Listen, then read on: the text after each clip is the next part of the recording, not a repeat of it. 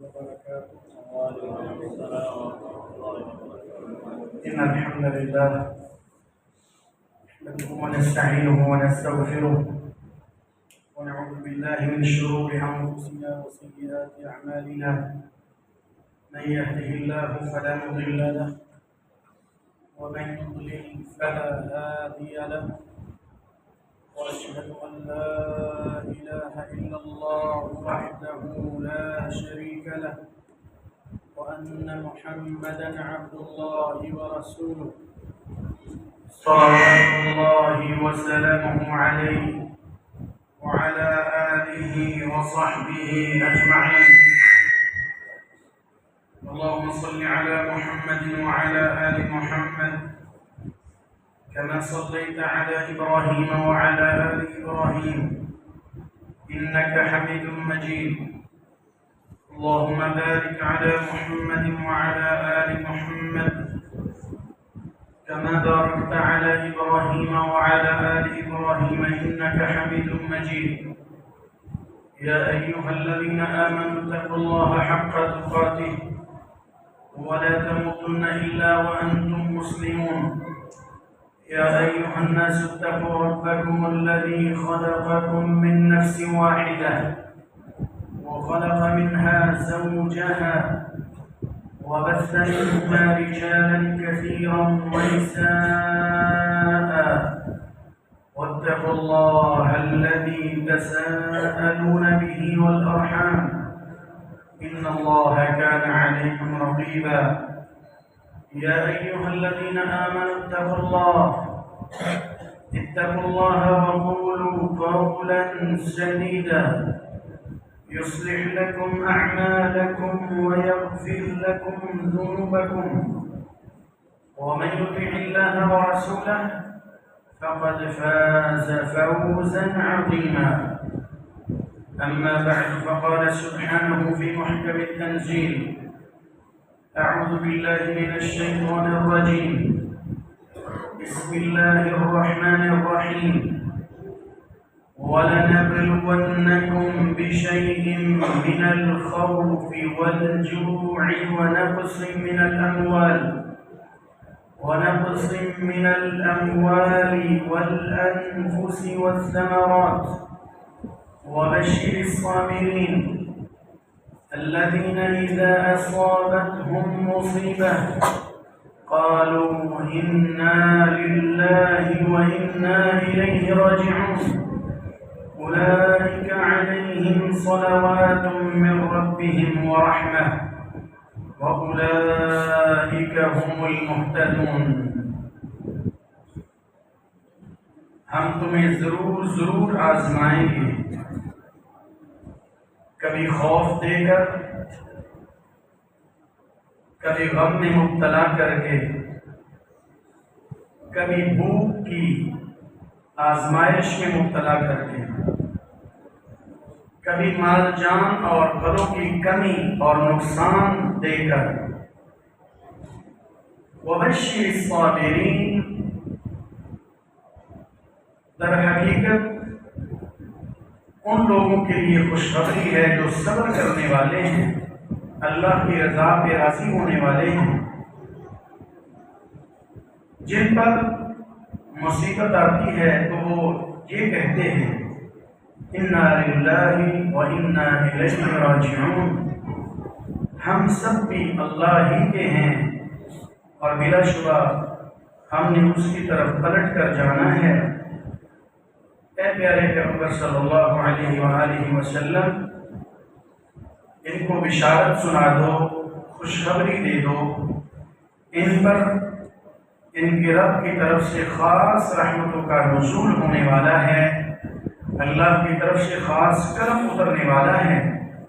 उलैका हुमुल मुहतदून, और ये सब्र करने वाले, अल्लाह की रज़ा पे राज़ी रहने वाले, अल्लाह के हुक्म में खुश रहने वाले ही हिदायत याफ्ता हैं और सीधी राह पर हैं।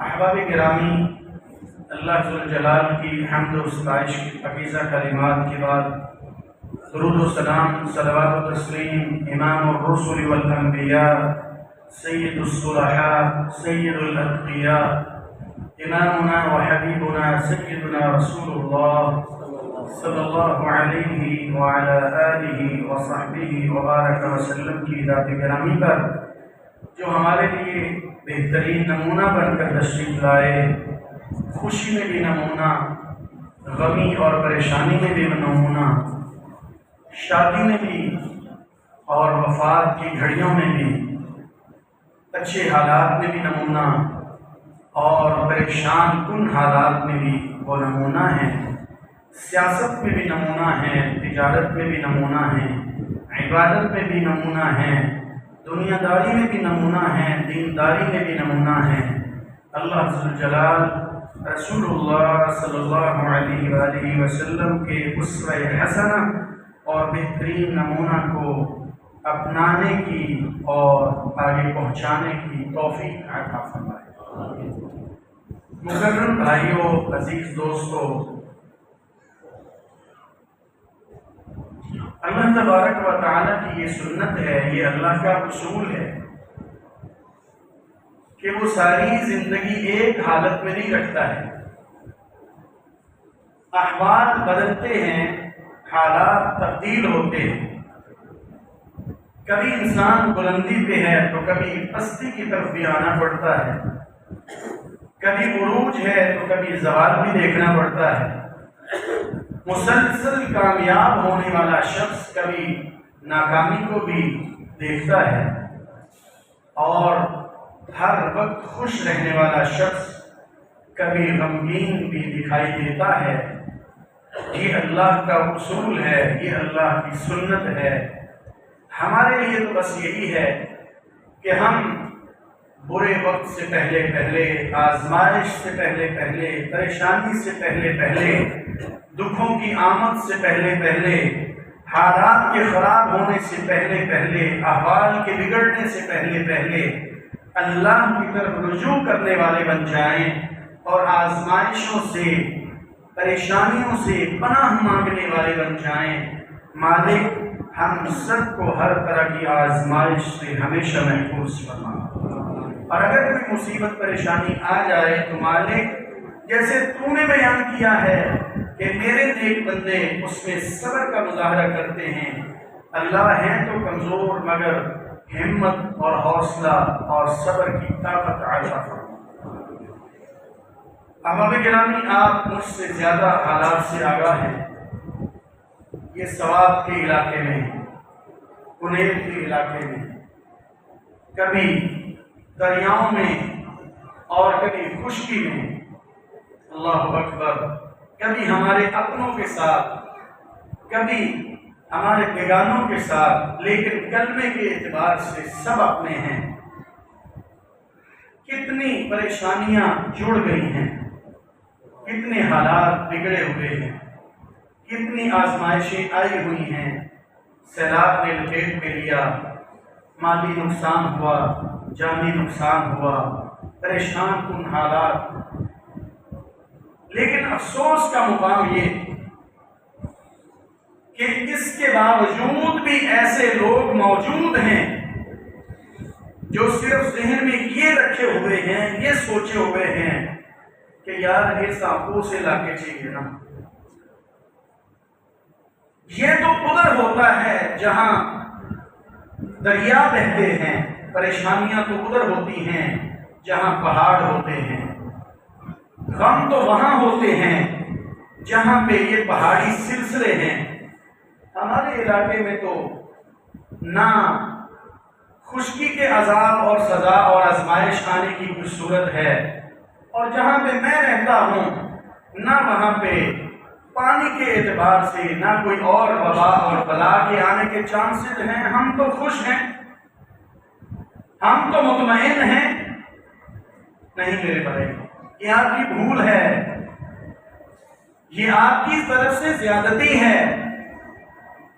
ہم اپنے ہاتھ سے اپنے ہی قریبی عزیز کو غسل دے کر، کفن دے کر لحد میں اتار دیتے ہیں، جنازہ خود پڑھتے ہیں، چارپائی کو کندھا بھی دیتے ہیں، مگر میری اور آپ کی نادانی یہ ہے، جس کی بھی ہے کہ ہم سمجھتے ہیں کہ صرف یہ تو اس کے ساتھ تھا، یہ تو اس کی باری تھی، یہ تو اس کے لیے لکھا ہوا تھا، اپنی طرف اس کو منسوخ کر کے جب تک ہم نہیں دیکھیں گے تو ہماری صحیح اصلاح نہیں ہو سکتی۔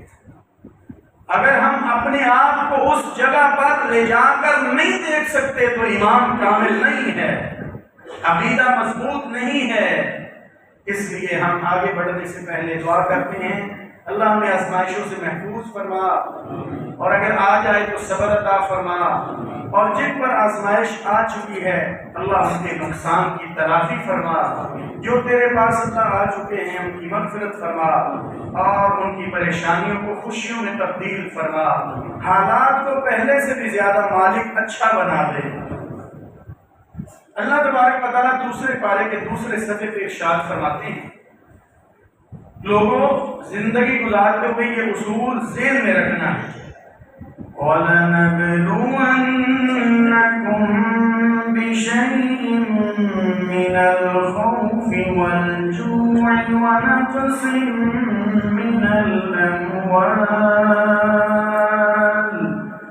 ونقص من الأموال والأنفس والثمرات وبشر الصابرين۔ حالات تو بگڑیں گے، پریشانیاں تو آئیں گی، لیکن آپ نے صبر کا دامن ہاتھ سے نہیں چھوڑنا ہے، حوصلہ چھوٹا نہیں کرنا، حوصلہ پست نہیں کرنا ہے، اللہ کے اوپر نظر رکھنی ہے، اور یہ یاد رکھنا ہے، ذہن میں یہ سبق پختہ رکھنا ہے، ان مع العسر یسرا، ان مع العسر یسرا۔ اگر تنگی آئی ہے تو بلا شبہ اللہ آسانی دینے پہ بھی قادر ہے، اگر شام آئی ہے تو یقیناً خوشی کا سورج طلوع ہوگا، آفتاب نظر آئے گا، دن بھی طلوع ہوگا، روشنی دیکھنے کو ملے گی۔ مایوس نہ ہونا اور ڈگمگانا نہیں ہے، اللہ کے ہر فیصلے پر راضی رہنا ہے۔ اللہ ہمیں تقدیر کے ہر فیصلے پہ راضی ہونے کی توفیق عطا فرمائے۔ اس کے ساتھ ساتھ میرے پیارے بھائیوں، اللہ تعالیٰ نے میرا اور آپ کا مزاج اپنے قرآن کریم میں بیان کیا ہے کہ جو انسان میں نے بنایا خالق زیادہ جانتا ہوتا ہے، مشین بنانے والا بہت اچھی طرح واقف ہوتا ہے مشین میں کیا خوبیاں ہیں اور کیا خامیاں ہیں، کہاں پہ اس کی کمزوری ہے۔ تو ہمارا خالق و مالک ہمارے مزاج اور ہماری طبیعت کے بارے میں بیان کرتا ہے۔ اللہ فرماتے ہیں اعوذ باللہ من الشیطان الرجیم وَلَئِنْ أَذَقْنَاهُ نَعْمَاءَ بَعْدَ ضَرَّاءَ مَسَّتْهُ لَيَقُولَنَّ ذَهَبَ السَّيِّئَاتُ عَنِّي إِنَّهُ لَفَرِحٌ فخور۔ جب انسان کو ہم پریشان کرتے ہیں نا، حالات تھوڑے سے ٹف آ جاتے ہیں، فوراً ہماری طرف پلٹ آتا ہے، اور جو اس حالت میں بھی نہ پلٹے اس کے ایمان کی کیا بات کرے۔ اللہ ہمیں ایسی ایمان کی حالت سے محفوظ فرمائے۔ جو پلٹ آیا اس کو بھی مومن کہا گیا، لیکن اللہ کہتے ہیں جب ہم نے حالات درست کر دیے، وَلَئِنْ أَذَقْنَاهُ نَعْمَاءَ بَعْدَ ضَرَّاءَ، پریشانی کے بعد نعمت سے نواز دیا، حالات اچھے ہو گئے، لَيَقُولَنَّ ذَهَبَ السَّيِّئَاتُ عَنِّي إِنَّهُ لَفَرِحٌ فَخُورٌ۔ پھر یہ بھی اپنا مزاج بدل لیتا ہے، اپنا رخ بدل لیتا ہے، اپنا طور طریقہ بدل لیتا ہے، اپنی عبادات بدل لیتا ہے، اپنی معیشت اور معاشرت بدل لیتا ہے، لائف سٹائل بدل لیتا ہے، اخلاق بدل لیتا ہے، عبادات بدل لیتا ہے۔ اللہ کے اس کو ایسا نہیں کرنا چاہیے۔ دوسرے مقام پہ اللہ تبارک و تعالیٰ فرماتے ہیں اعوذ باللہ من الشیطان الرجیم وَإِذَا أَنْعَمْنَا عَلَى الْإِنسَانِ أَعْرَضَ وَنَأَىٰ بِجَانِبِهِ وَإِذَا مَسَّهُ الشَّرُّ فَذُو دُعَاءٍ عَرِيضٍ۔ جب ہم انسان کو نعمت عطا کرتے ہیں تو وہ منہ پھیر لیتا ہے، اللہ نے ایسے رویے سے محفوظ فرمایا۔ جب نعمتوں میں آ گیا، جب حالات بہت اچھے چل رہے ہیں تو یہ ہماری طرف آتا ہی نہیں ہے۔ اللہ محبت بڑا شکوہ میرے سے اور آپ سے کر رہے ہیں۔ اللہ کہتے ہیں اعراض کر لیتا ہے، وَنَأَى بِجَانِبِ، اپنے منہ کو پھیر لیتا ہے۔ وَإِذَا مَسَّهُ الشَّرُّ، جب پریشانی آتی ہے اس کے بعد فَذُو دُعَاءٍ عَرِيضٍ، تو پھر لمبی چوڑی دعاؤں میں آ جاتا ہے۔ لمبی چوڑی، عریض کیا کہتے ہیں؟ وسیع و عریض، ہماری زبان میں بھی بولا جاتا ہے، وسیع و عریض، چوڑی کو کہتے ہیں۔ اللہ کہتے ہیں فَذُو دُعَاءٍ عَرِيضٍ، پھر لمبی چوڑی دعائیں کرنے لگ جاتا ہے۔ یہ میرے بنائے ہوئے بندے کی فطرت ہے، یہ اس کی طبیعت ہے، مزاج ہے۔ لیکن خوش بخت ہیں وہ لوگ جو رسول اللہ صلی اللہ علیہ وآلہ وصحبہ وبارک وسلم کے اس فرمان میں عمل پیرا ہوتے ہیں۔ رسول اللہ صلی اللہ علیہ وآلہ وسلم نے فرمایا، جو شخص چاہتا ہے کہ پریشانی میں اللہ اس کی مدد فرمائے، پریشانی میں اللہ تبارک و تعالی اس کے کام آئے، اس کو چاہیے کہ اچھے حالات میں، خوش بختی کے عالم میں، خوشحالی کے عالم میں اسی اللہ سے جڑنا چاہیے۔ نتیجہ کیا ہوگا؟ اگر وہ اچھے حالات میں اللہ تعالیٰ سے جڑا رہتا ہے تو یقیناً پریشان کن حالات میں اللہ اس کی ضرور مدد فرمائے گا۔ لیکن اس انداز کو اپنانے والے بہت کم ہیں، اللہ ان کم لوگوں میں ہمیں بھی شامل فرمائے۔ احباب گرامی، پریشانی اللہ کی طرف سے آنے والی آفت، اس کے دو انداز ہوا کرتے ہیں۔ اگر اور تفصیل پڑھیں تو تفصیل بتاتی ہے کہ اس کے تین انداز ہو سکتے ہیں۔ پہلا انداز کہ یہ اللہ کی طرف سے ہمارے گناہوں کی وجہ سے، ہمارے اعمال اور کردار کی کمزوری کی وجہ سے یہ اللہ کا عذاب ہوتا ہے، یہ اللہ کا عذاب ہوتا ہے۔ دوسرا انداز یہ کہ ہماری یہ پریشانی، یہ مصیبت، یہ اترنے والی آفت، آنے والا عذاب، یہ عذاب نہیں ہے جو بظاہر ہم فوراً ہر چیز کو عذاب کہہ دیتے ہیں۔ اگر تو عذاب کہہ دیا تو اس کا مطلب ہے کہ جن پر آیا ہے آپ ان کے بارے میں کیا فتویٰ لگانا چاہتے ہیں؟ اللہ سے ڈرنا چاہیے۔ آپ نے معاشرے میں دیکھا ہوگا، سنا ہوگا، فوراً جب آفت آئی تو کیا کہا جاتا ہے؟ اللہ تھا۔ بولے جی ہم ہی بولتے ہیں، کیا کہا جاتا ہے؟ کہا جاتا ہے کہ نہیں پروفیسر؟ فوراً ہمارا فتویٰ یہی ہوتا ہے، لفظ کا، اگرچہ دل سے ہم عذاب نہ بھی کہہ رہے، کم از کم لفظ کا استعمال تو یہی ہوتا ہے کہ عذاب آ گیا۔ ہر مصیبت عذاب نہیں ہوتی، اس کی تین قسمیں ہوتی ہیں جو شریعت ہمیں بتاتی ہے۔ ایک تو یہ کردار اور اعمال میں کمزوری، تو اللہ ناراض ہوا، عذاب بھیج دیا، اس کو سزا بھی کہا جاتا ہے، عذاب بھی کہا جاتا ہے۔ دوسرا یہ کہ اللہ تبارک و تعالیٰ اپنے بندوں کو آزمانے کے لیے مصیبت میں مبتلا کرتا ہے، وہ آزمائش ہوتی ہے۔ اب یہاں رک کر ہم نے اس کا فرق بھی سوچنا اور بتانا ہے کہ فرق کیسے ہوگا۔ فرق ایسے ہے کہ جس مصیبت کے آنے کے بعد میرا اور آپ کا تعلق اللہ سے مضبوط ہو جائے تو سمجھ لو آزمائش تھی۔ اللہ نے آزمایا کہ یہ کیا کرتا ہے، ہم فیل نہیں ہوئے بلکہ اللہ کے قریب ہو گئے، ہمارا تعلق اللہ سے اور مضبوط ہو گیا، تو یہ آزمائش تھی، عذاب نہیں تھا۔ اور اگر اللہ کی طرف سے آنے والی اور اترنے والی آفت اور مصیبت اور پریشانی، اس کے بعد ہمارا تعلق جو اللہ کے ساتھ پہلے تھا ہلکا دھلکا یا مضبوط، وہ کمزور پڑ گیا ہے، دوری آ گئی ہے، دراڑ آ گئی ہے، تو سمجھ لو وہ اللہ کی طرف سے عذاب نازل ہوا ہے۔ اس لیے مصیبت میں بندے کو یہی حکم ہے کہ آپ اور قریب آ جائیں، اور مصیبت میں قریب آنے والے کو کبھی تانا نہیں دینا چاہیے کہ ہون بڑا عجیب بنے پھرتا ہے۔ آج کل آئیے نا آزمائش، ہون بڑا مصیبتیں رہتا ہے، اللہ کے بندو یہ بھی تو اس کا فضل ہے کہ وہ مسیطے آ گیا ہے. کتنے ہیں جو اس حالت میں بھی نہیں آتے، بد نصیب ہیں. اللہ ان کو خوش نصیب بنا دے. کبھی تانا نہ دے کے دیکھا بڑا نمازی بنا. پھر آج کل تو 5 وقت نہیں 6 دفعہ مسجد جاتا ہے، کیونکہ پتہ ہے نا تو آج کل اے چل رہے ہیں. اللہ ہمیں ایسے طنز و تشنیع سے ہمیشہ محفوظ کرے.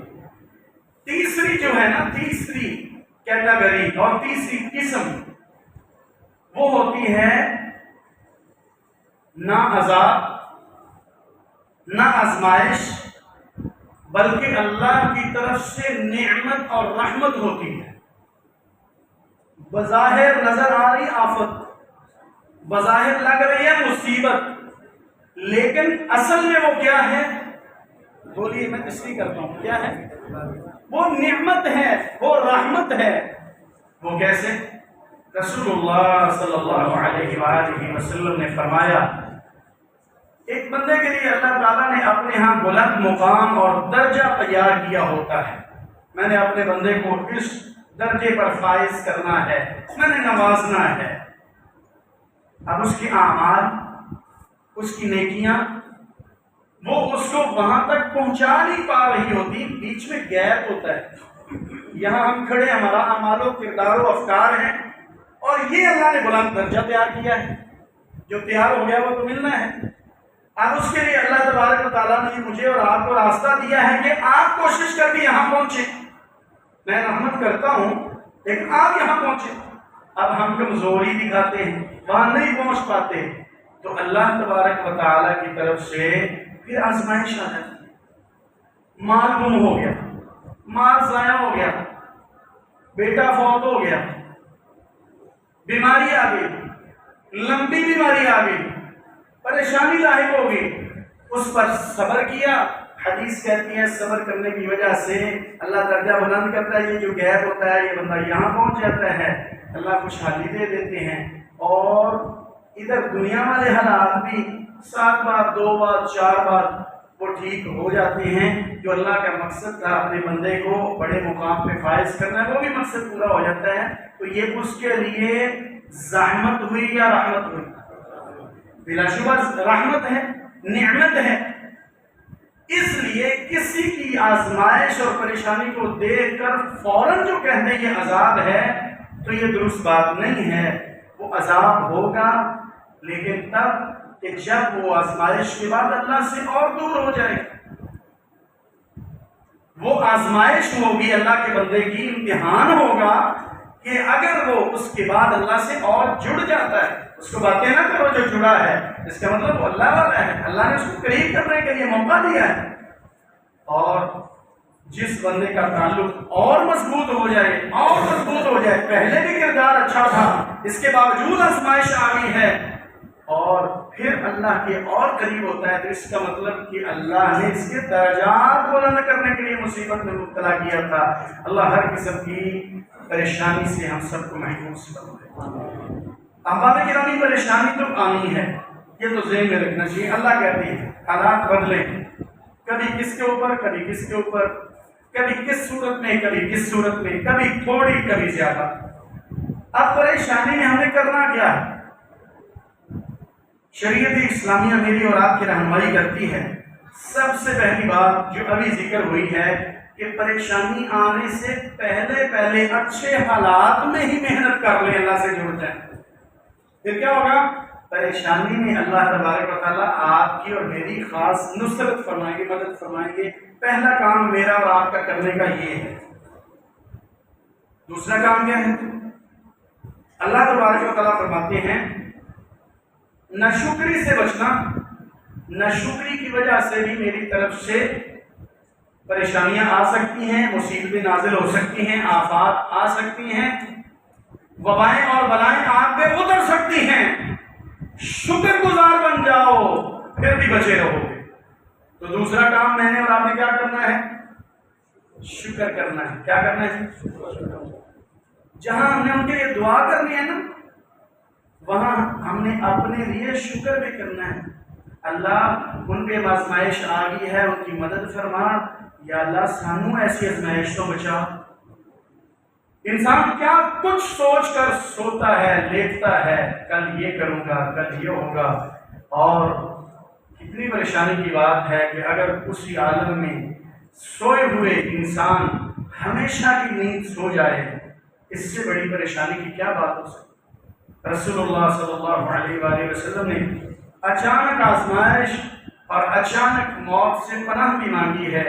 ہمیں اللہ سے پناہ مانگنی چاہیے. اللہ ہم سب کو محفوظ فرمائے. اللہ تبارک و تعالیٰ سورہ ابراہیم آیت نمبر 7 میں کہتے ہیں وَإِذْ تَأَذَّنَ رَبُّكُمْ لَئِن شَكَرْتُمْ لَأَزِيدَنَّكُمْ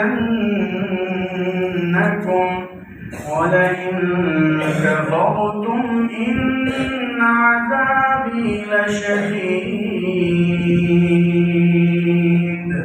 تمہارے رب نے اعلان کر دیا، تأذن، اعلان کر دیا، 2-2-4 کی طرح، روزے روشن کی طرح پیغام پہنچا دیا ہے.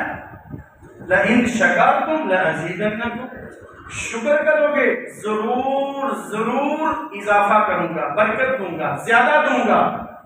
وَلَئِن كَفَرْتُمْ، نہ شکری کرو گے، إِنَّ عَذَابِي لَشَدِيدٌ. ترجمہ آپ سمجھ گئے. وَلَئِن كَفَرْتُمْ إِنَّ عَذَابِي لَشَدِيدٌ، بے شک میری پکڑ اور میرا عذاب اور میری گرفت بڑی ہی سخت ہے. اللہ ہمیں عذاب سے محفوظ فرمائے. مصیبت اور پریشانی کی آنے سے پہلے اور بچنے کے لیے اس کا حل ڈھونڈتے ہوئے مجھے اور آپ کو اللہ کا ہر دم شکر گزار بننا ہے. اور اس آیت کو بھی ذہن میں رکھنا ہے جو اللہ تبارک و تعالی نے 5ویں پارے کی آخری آیت بیان کی ہے. کبھی تنہائی میں بیٹھ کر اس کو ترجمے سے پڑھیے گا، اتنا لطف آتا ہے، ڈر کم اور خوشی زیادہ ہوتی ہے. لیکن حقیقت میں اللہ کا یہ اصول بھی سمجھ آ جاتا ہے. اللہ کیا کہتے ہیں؟ اعوذ باللہ من الشیطان الرجیم، 5ویں پارے کی آخری آیت، ما يفعل الله بعذابكم إن شكرتم وآمنتم وكان الله شاكرا عليما. اللہ تعالیٰ فرماتے ہیں، بڑا ہی سادہ اسلوب ہے، انداز ہے. ما يفعل اللہ، کیا کرے گا اللہ تعالیٰ، میں کیا کروں گا، بعذابکم، تمہیں عذاب دے کر. میں تو عذاب دے کے کی کرنا ہے؟ خود اللہ کہہ رہے ہیں میں بھلا تو سزا کیوں دینی ہے میرے بندے ہو. ما یفعل اللہ، مجھے بھلا کیا فائدہ ہے؟ سادہ سا ترجمہ، مجھے بھلا اس کا کیا فائدہ ہوگا میرے بندو، میں نے تمہیں کیوں سزا دینی ہے؟ مجھے کچھ سزا دینے کا شوق ہے؟ اللہ کہتے ہیں ما یفعل اللہ بعذابکم ان شکرتم وآمنتم، اگر تم ایمان لے آؤ اور شکر گزار بن جاؤ تو بھلا میں تمہیں سزا کیوں دیں گا. اس کا مطلب یہ ہوا کہ اللہ کی سزاؤں سے، وباؤں سے، بلاؤں سے، آزمائشوں سے، آفات سے، آلام سے، پریشانیوں سے، دکھوں سے، مصیبتوں سے بچنے کے لیے ایمان مضبوط کرنا ہے اور شکر گزار بننا ہے. اور اللہ تعالیٰ نے آگے اپنے بارے میں اسی آیت کے دوسری حصے میں فرمایا وَكَانَ اللَّهُ شَاكِرًا عَلِيمًا، میں تو خود شاکر ہوں، شکر گزار ہوں. اللہ کا شکر گزار ہونا کیا ہے؟ قدردان ہونا ہے. جو میرے لیے کچھ محنت کرتا ہے تو میں اس کا قدردان ہوں. ذرے کے برابر بھی جو نیکی کرے گا میں اس کی قدردانی کرتا ہوں، اس کو پورا ریوارڈ اور انعام دینے والا ہوں. وَكَانَ اللَّهُ شَاكِرًا عَلِيمًا. اللہ ہم سب کو شکر گزار بنا دے. تیسرے نمبر پر جو مجھے اور آپ کو کرنا ہے پریشانیوں سے بچنے کے لیے، اس کا حل ڈھونڈنا ہے، علاج کرنا ہے. رسول اللہ صلی اللہ علیہ وآلہ وصحبہ وبارک وسلم کے اوپر قرآن نازل ہوا. اللہ تعالیٰ اس میں مجھے اور آپ کو اپنے اپنے کردار کی بہتری کی دعوت دے رہے ہیں، اپنا محاسبہ کرنے کی فکر دلا رہے ہیں. یعنی اپنے کردار کا خود محاسبہ کرو، خود جائزہ لو، اور جو کردار میں، اعمال میں، افکار میں، گفتار میں کمیاں کوتاہیاں ہیں اس کی خود اصلاح کرو تو پریشانیوں سے بچے رہو. کتنے لوگ ہیں جو رات سوتے ہوئے یہ جائزہ لیتے ہیں، خود اپنے آپ کو پکڑ کر کٹہرے میں لا کے کھڑا کر لیتے ہیں آنکھیں بند کر کے، آؤ میرے سامنے اور حساب دو سارا دن کیا کیا۔ اگر میں اور آپ یہ کرنے والے بن جائیں نا تو اللہ تعالیٰ اس میں فرما رہے ہیں کہ میں پھر تم کیوں پوچھنا، تم خود کو اپنی عدالت میں لا کھڑا کرو، اپنا محاسبہ کرو، اپنا جائزہ لو۔ سیدنا عمر بن الخطاب رضی اللہ تعالیٰ عنہ فرمایا کرتے تھے حَاسِبُوا قَبْلَ أَن تُحَاسَبُوا، قبل اس کے کہ تمہارا محاسبہ کیا جائے تم خود اپنا محاسبہ کر لو، تم اپنا جائزہ خود لے لو، میں نے آج کیا کھویا کیا پایا، آج اچھائی کیا کی اور برائیاں کتنی ہوئی، اچھائی پہ شکریہ ادا کرو، الحمدللہ پڑھو، اور آئندہ اور آگے بڑھنے کا ارادہ کرو، اور پریشانیوں میں اللہ کی نافرمانیوں میں آپ توبہ کریں، استغفار کریں اور آئندہ سے نہ کرنے کا عزم کریں۔ جب آپ اور میں خود اپنا محاسبہ کرنے لگ جائیں گے نا تو اللہ تبارک و تعالیٰ پھر گرفت نہیں فرماتے، مصیبتیں آتی ہی نہیں، یہ ہماری طرف سے کمی ہوتی ہے اور نام لگا دیا جاتا ہے اللہ کا، اللہ کا عذاب ہے، اللہ اکبر۔ وہی اپنی طرف بھی کبھی نسبت کر لیا کریں، اپنے کردار کی طرف بھی کبھی کمی کمزوری کی نسبت کر لیا کریں۔ اللہ کہتے ہیں وَمَا أَصَابَكُم مِّن مُّصِيبَةٍ فَبِمَا كَسَبَتْ أَيْدِيكُمْ وَيَعْفُو عَن كَثِيرٍ۔ جو بھی تمہیں مصیبت پہنچی ہے وہ تمہارے ہاتھوں کی کمائی کی وجہ سے ہے، میری طرف سے نہیں ہے، میری طرف سے ظلم نہیں ہے، میری طرف سے وہ عذاب نہیں ہے۔ وَيَعْفُو عَن كَثِيرٍ، اللہ کہتے ہیں بہت زیادہ تو میں خود معاف ہی کر دیتا ہوں، یعنی جتنا تم نے کیا ہے ابھی اس کا پورا بدلہ نہیں تمہیں ملا ہے، یہ تو صرف سکھایا ہے۔ اللہ قرآن میں کہتے ہیں وَلَنُذِيقَنَّهُم مِّنَ الْعَذَابِ الْأَدْنَىٰ دُونَ الْعَذَابِ الْأَكْبَرِ، بڑے عذاب سے پہلے ہم تو یہ چھوٹے چھوٹے عذاب میں تمہیں مبتلا کرتے ہیں، وَلَنُذِيقَنَّهُم سکھاتے ہیں، سیدھے ہو جاؤ، اور صرف ان کو نہیں سمجھاتے جن پر وہ سزا آتی ہے، جن پر وہ آزمائش آتی، صرف ان کے لیے نہیں ہے۔